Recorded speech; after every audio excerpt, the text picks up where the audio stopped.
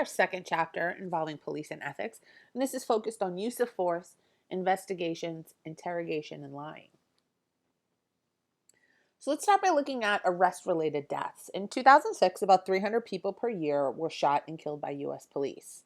From 2003 to 2009, 4,813 deaths were reported under the DOJ arrest-related deaths program. 60% were homicides by police, with the South reporting the highest annual rates, and even within the South, Florida and Texas being the highest. During that same time period, the FBI estimates 98 million arrests.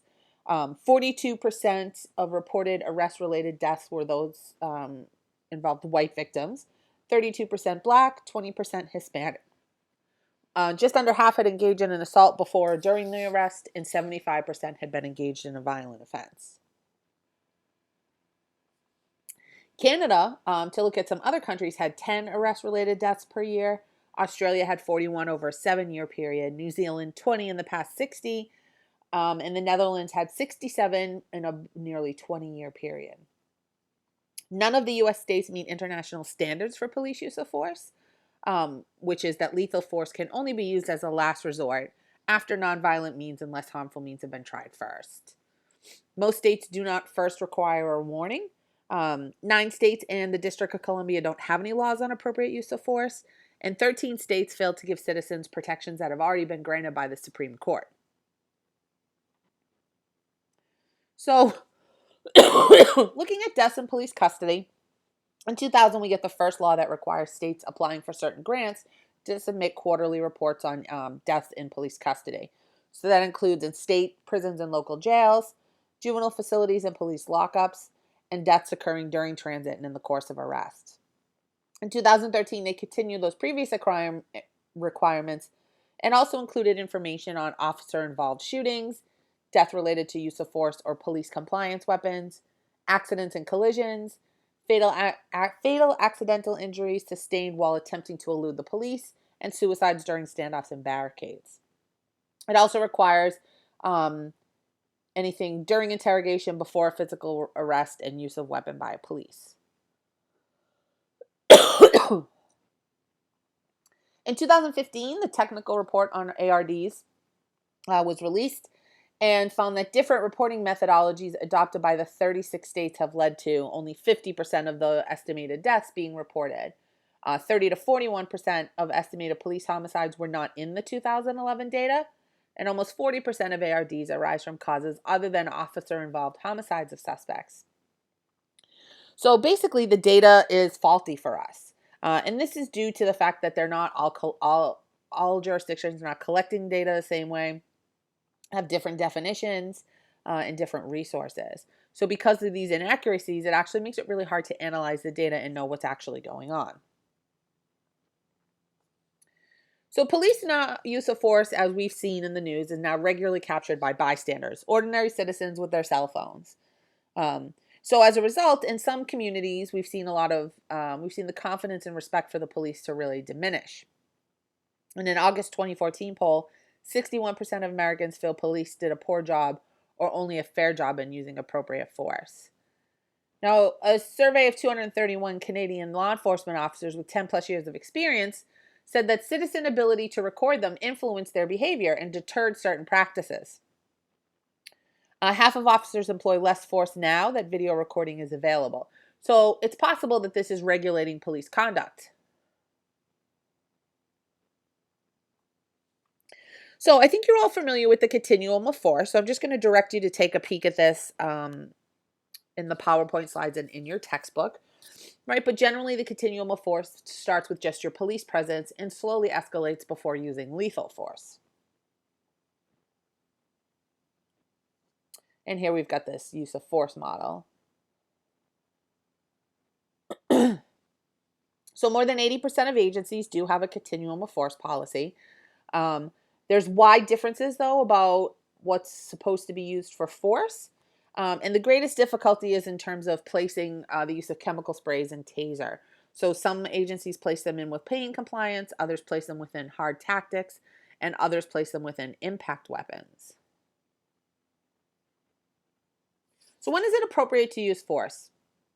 Now, a survey by Miller, or a project by Miller, found that deadly force is most likely to occur, and here we have a descending order of probability. So domestic violence calls, which makes sense, robbery, burglary in progress, a traffic offense, personal dispute, and then stakeouts and drug busts. So the FBI suggests 4 categories when it may be appropriate to respond with deadly force. Your suspect is in possession of a weapon or attempting to gain access to a weapon. Your suspect is armed and running to gain cover.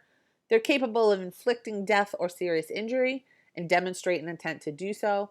They're trying to escape a violent confrontation in which they have already inflicted or attempted to inflict death or serious injury. So, what about police perspectives on use of force? Police are more likely to use excessive force if they believe that, quote, real police work is action-oriented as opposed to problem-solving oriented, and believe that only fellow officers can pass judgment on their use of force. 43% of officers said that following the rules regarding force isn't always congruent with getting the job done. 2/3 believe they're permitted to use sufficient force to make arrests, and that it's unacceptable to use excessive force to control a person who assaults an officer. 44% believe pain compliance techniques are appropriate for verbal resistance, and once physically resistant, chemical spray, taser, and hard hand tactics are seen as appropriate. Miami-Dade requires that police officers file a report in the following circumstances. So these are all, again, attempts to collect data and to be able to follow up on these types of incidents. So you can see here, force that could cause an injury or a complaint, injury that results from a struggle, a complaint of an injury, anytime a baton, neck restraint, or chemical agent is used, and if there's an injury or complaint of an injury resulting from guiding, holding, directing, or handcuffing a person who offers resistance.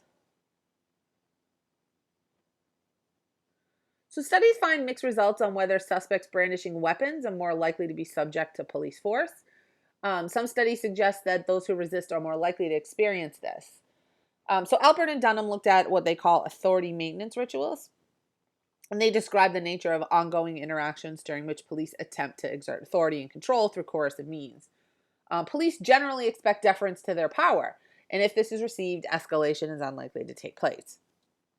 If it is not forthcoming, the person is often judged to be guilty of, quote, contempt of court. Contempt of cop. Studies of these encounters do find that police and witness accounts differs. So officers said it was necessary and reasonable, but citizens often claim it's excessive. Citizens often misunderstand police use of force. And if you think about it, even with all the reporting we've had in recent years about this, the media doesn't often provide any detail other than that force was used, but they often don't talk about what the policy is, why police respond the way they do, how much information the officer had at the time. So once the decision is made to use deadly force, the force has to be applied quickly. We see a lot of results that mix in the impact of officer age, years of experience on use of force. But level of education does lessen the likelihood of use of force. So what about procedural justice? So it's important for, if police generally ensure procedural justice when they interact, this makes them more likely to be seen as legitimate and their decisions to be seen as legitimate in the eyes of citizens. So procedural justice is how someone exercises their power, okay? Are they fair and are they just in their decision making? This is also sometimes called process-based policing. So I would say in most cases when a decision is made, not just policing, but in general, if people believe the process is fair, even if they disagree with the outcome, they're more likely to accept it as legitimate. So citizens are concerned with being treated fairly as opposed to the outcome of their interactions with the police. One thing that often calls legitimacy into question and fairness into question is hotspot policing. And this is where we saturate a hotspot based on a geographic location. But there's not a lot of research on this in terms of how it affects perceptions of police. So when we think about procedural justice, here's what it kind of looks like, okay? Is there a conversation that encourages citizen participation before decisions are made? Is there neutrality in the decision making? Throughout the interaction, is respect shown for the citizen, and is trustworthiness present? When these things are adhered to, citizens are more satisfied with their police interactions. It also increases their cooperation.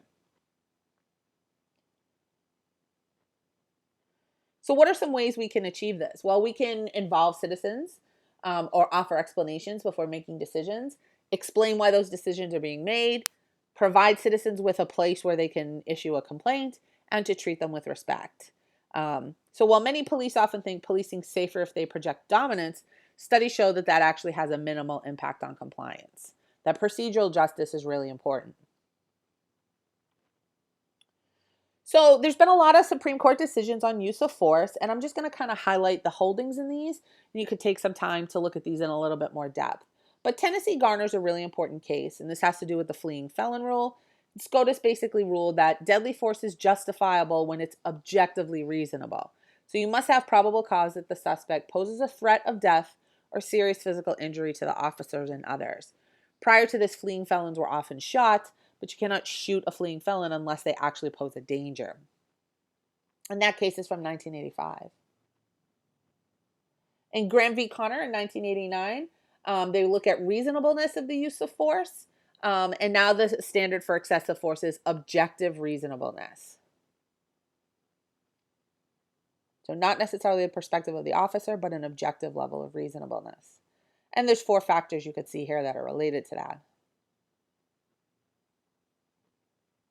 In Scott v. Harris in 2007, the court said police use of deadly force during a high-speed vehicle pursuit when the suspect endangered the lives of police and innocent strangers was valid. Essentially, that's the vehicle is an instrument of deadly force. In Canton v. Harris, municipalities, so the actual town in which you are policing, are civilly liable for failure to train law enforcement officers when it amounts to deliberate indifference.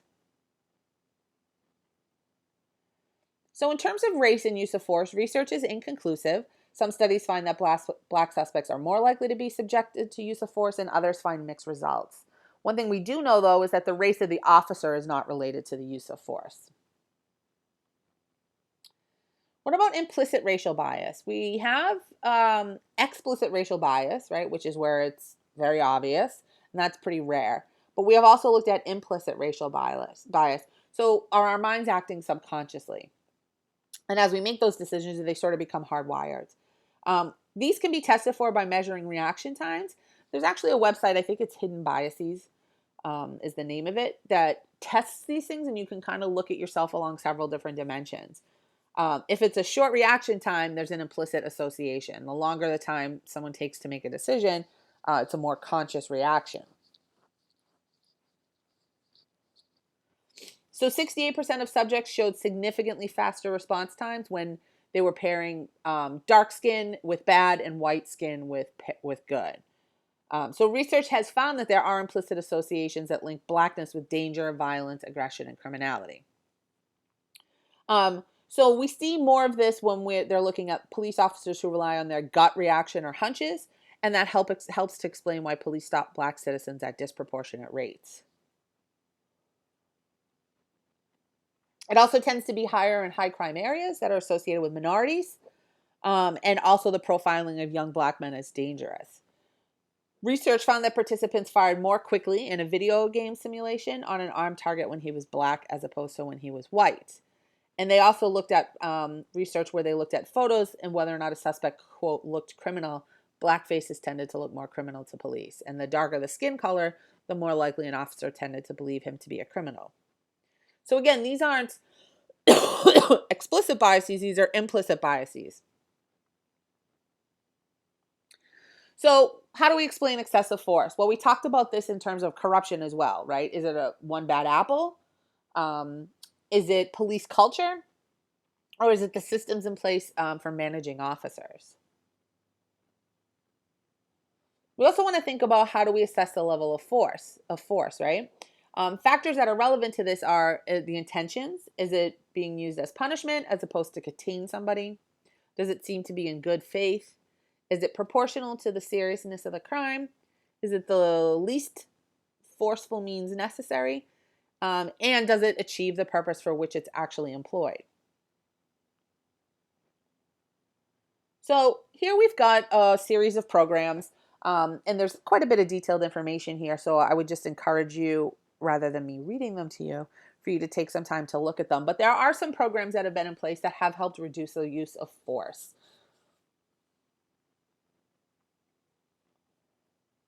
You can see them here.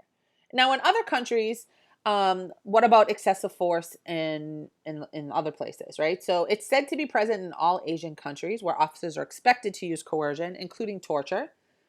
In Nigeria, citizens often see the police as an oppressor.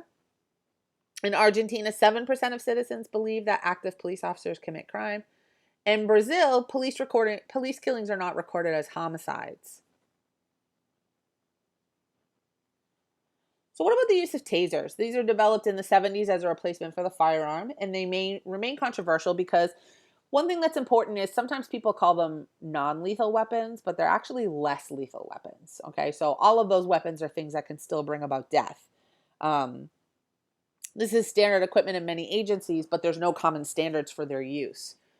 In 2009, the Ninth Circuit of Appeal said that they do constitute an intermediate, significant level of force that has to be justified by a strong government interest that compels the employment of such force. So in 2011, Brown v. City of Golden Valley, an officer uses excessive force when they deploys a taser against a person whose crime is minor and is not actively resisting, attempting to flee, or posing any imminent danger. 2007 in Casey v. versus City of Federal Heights, if a suspect pulls away from an officer but does not actively resist, attempt to flee, or pose an immediate threat, the use of a taser is not objectively reasonable. So what are some ethical constraints, right? We want to think about, first of all, how much of a threat does the suspect pose to the officers? Departments should develop rules and procedures and must consider who tasers are inappropriate for.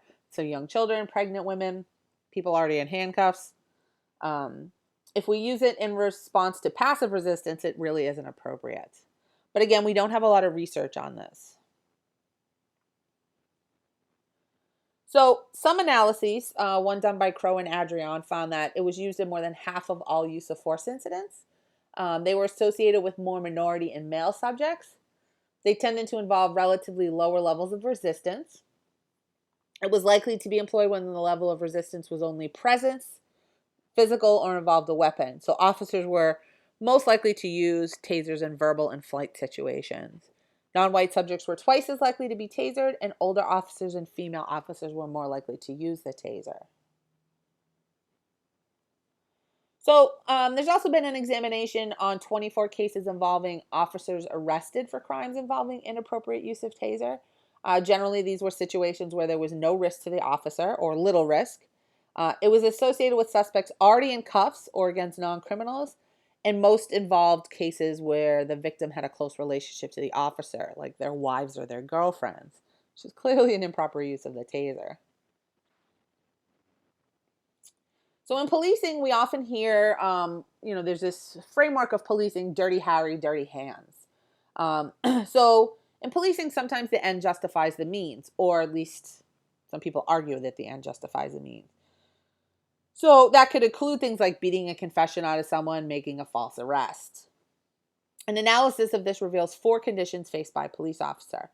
1, the officer has an opportunity to achieve a morally good end or outcome and intends to do so. The means to achieve that end are wrong.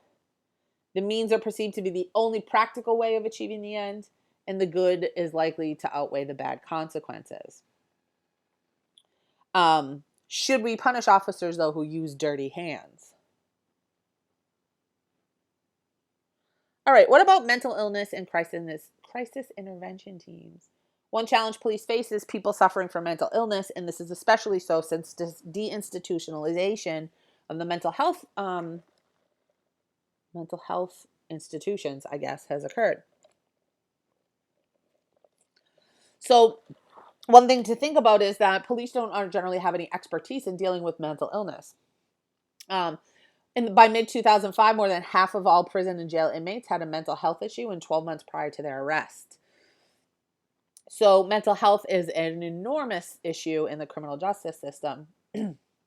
So as I mentioned, deinstitutionalization occurred. So people were no longer being institutionalized long-term for their mental health issues.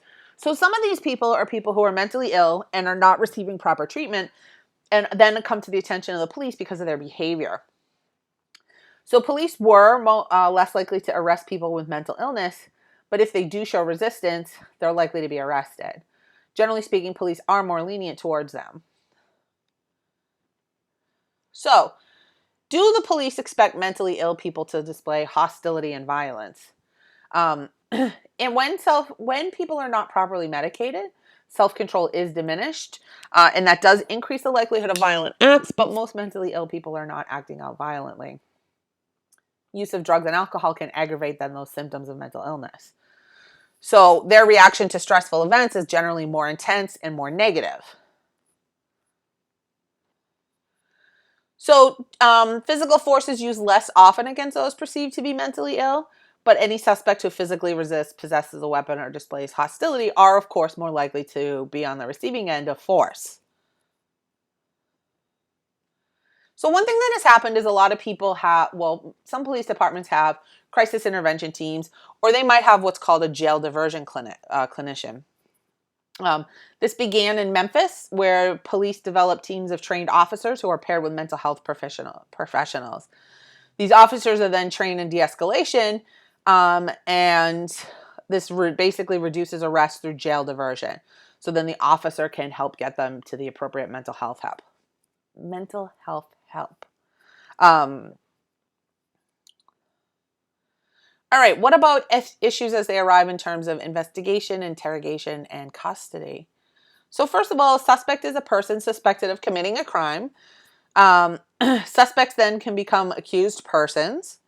And police will have a duty to the victim of a crime and perhaps their family as well. So what about privacy? Constitutional rights regarding information possessed by others or in relation to observation of others. So we want to think about any rights to privacy that might exist. So this in turn, things like accessing and intercepting are prima facie an infringement of privacy. Benefits involved of the benefits, what you hope to achieve by invading someone's privacy has to be greater than the cost. If we're going to access or intercept any communications, they should relate to serious crimes and there should be probable cause. There should be no better alternative, and the police are responsible for obtaining warrants. Anyone whose privacy is violated should be told ASAP without compromising the investigation. So we want to think about entrapment, right? Entrapment can be random or targeted, and it doesn't necessarily infringe upon someone's right. Entrapment is considered a legal limitation on the government's use of deception in an investigation, and it occurs when a government agent initiates action that induces an otherwise innocent person to commit a crime. If you could prove that you were entrapped, that is a legal defense to that crime.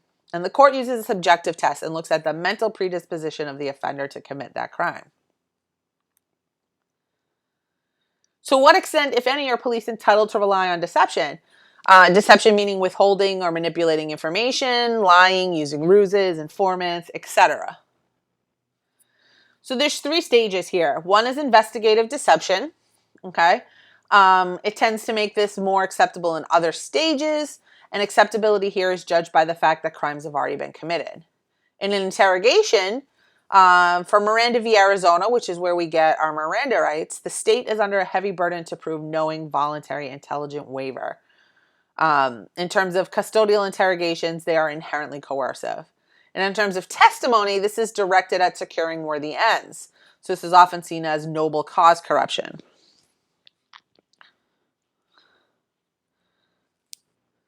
When is it okay to lie? Well, accepted lying is made in pursuit of a legitimate organizational goal, and there's a clear relationship between deceiving and achieving the goal. Tolerated lying is when you admit a lie when confronted and promise to investigate or threaten to arrest. Deviant lying occurs in violation of police department regulations, laws. And that wraps up our second chapter on